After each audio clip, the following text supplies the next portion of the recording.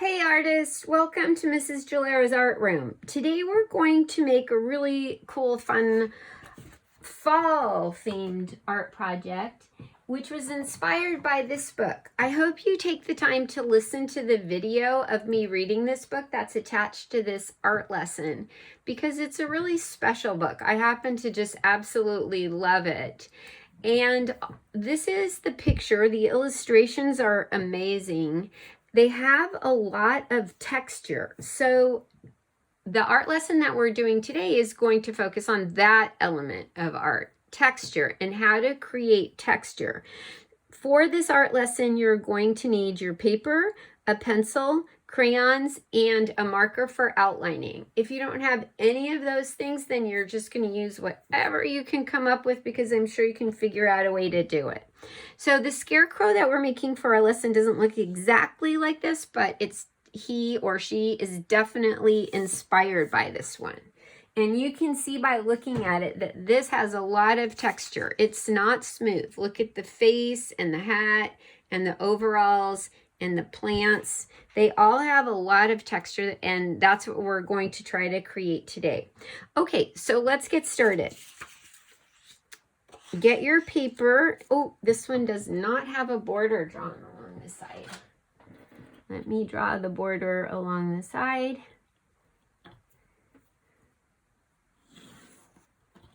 And what I wrote in the side of mine is textured, that word's hard to say sometimes, scarecrow. Okay, I've sketched mine out in pencil, but what I found to be true is when I make these videos and I only draw it in pencil for you to see, sometimes it's hard for you to see what I'm making. So I'm going to draw over my pencil lines for the directed drawing part with a pen so you can see it better. So go ahead and a little bit down from the top, about a third of the way down from the top, you're going to go ahead and draw a curved line pretty big, because the scarecrow's head is the focal point and the hat needs to be big in order to make the head be big. And then you're going to create the top of the hat. Make that pretty big as well. And then some lines going down.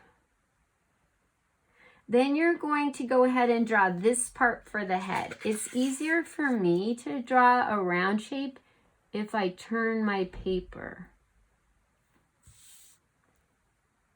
So you don't have to keep your paper going exactly straight up and down when you're drawing. The next thing that I drew were the overall straps. So a little bit away from the head on each side. You can make the overall straps, and then the lines coming down from those for your overalls. It's an important part of the book that the scarecrow has those overalls. A lot of scarecrows that you see are wearing plaid shirts, like old flannel shirts. When people made scarecrows, they just made them out of their old clothes. Let's give him a button. And now I'm making his shirt. Now scarecrows are on poles.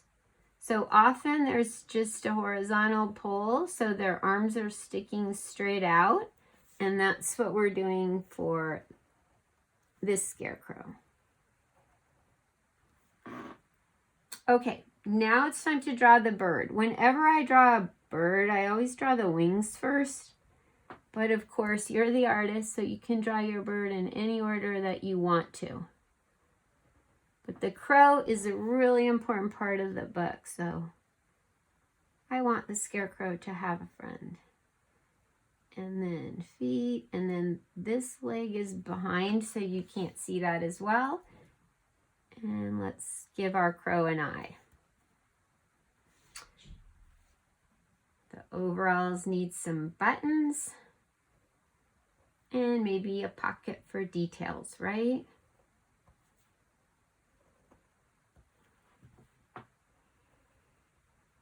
Overalls have a lot of stitching, so I'm adding some extra lines. You can do that as well if you want to. Okay, I need some features. I've noticed in many books, scarecrows have noses that are triangles.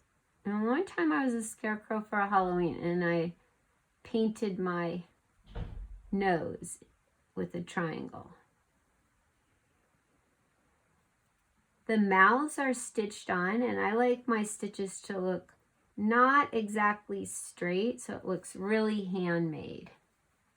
Oh, to make the hat look three-dimensional, I'm going to go ahead and put lines like these, and then I'm going to give my scarecrow some hair.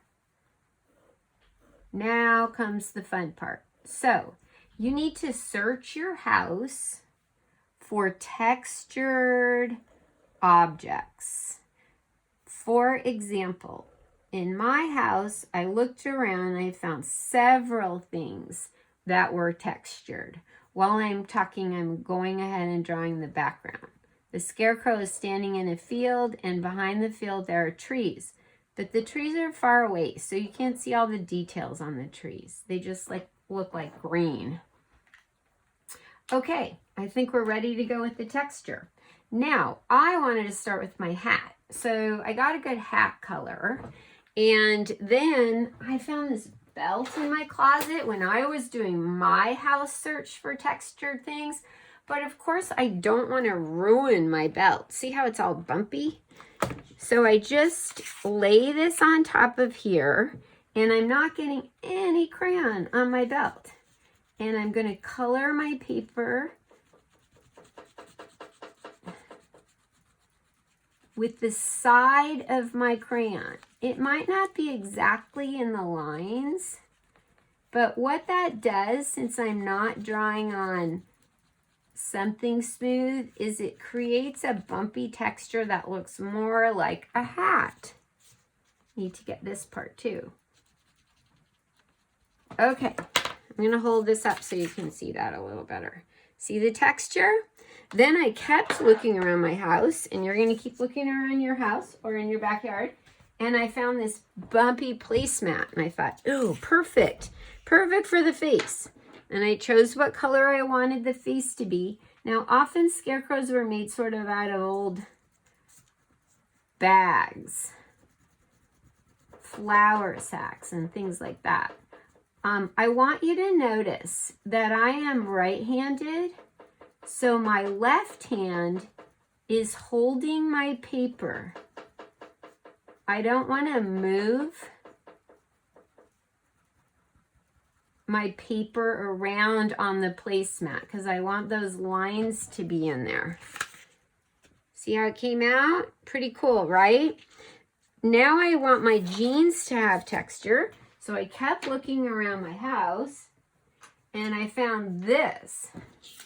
This is a scoring board, and I use this when I'm making lines or folds in paper.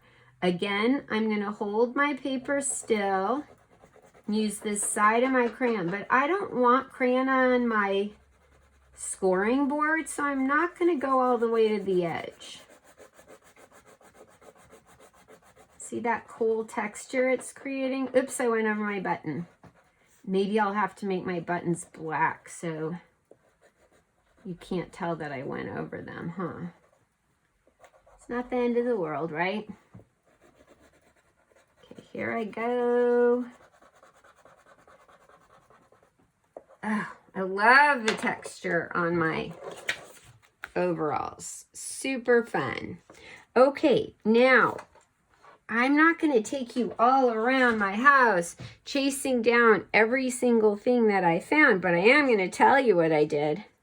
So I held this up to the side of my house because there was a bumpy part on some painted wood around my door, but I didn't go all the way to the edge because I don't want crayon on my house, and I'm sure your parents don't either.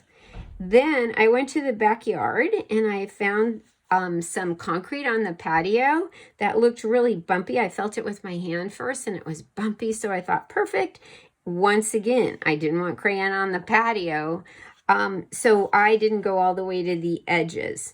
And then I took a crayon and with no texture, just smooth, colored in the sky and the crow and some of the details. For the plaid shirt, I kind of want to show you how to do that. You can make your plaid shirt whatever color you want to, but I want to make sure that you understand, backtracking a little bit, that I put this on my patio. I took a green crayon and I went like this with the side of my green crayon to create that texture. Just like when I showed you my belt, my placemat, my scoring board, you might have something in your house that you look at and go, oh, I wonder what that would be like. You could test it out on a piece of scrap paper first if you want. Okay, let me show you how to do the plaid. I'm going to go ahead and color these eyes in.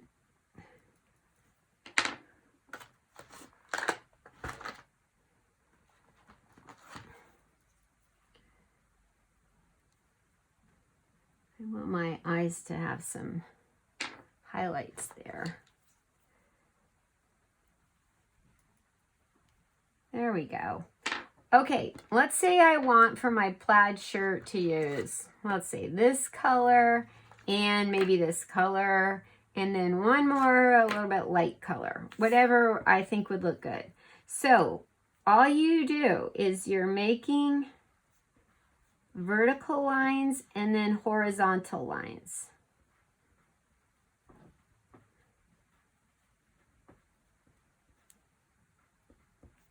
You probably have plaid clothing in your house.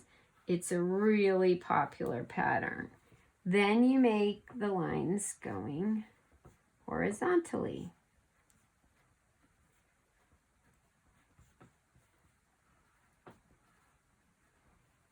Okay, now I'm going to pick another color and go in between.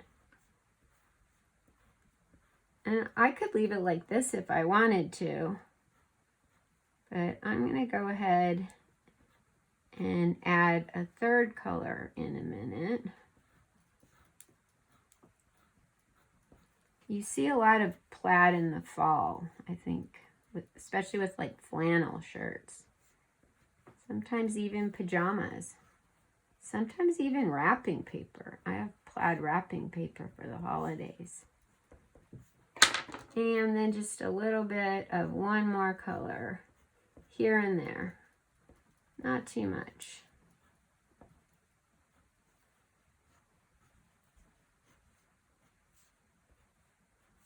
Plaid is fun to make. Okay, boys and girls, go around your house and in your backyard, find lots of textures, finish your textured scarecrow. I hope you enjoyed the story and the art lesson. I'll see you next time.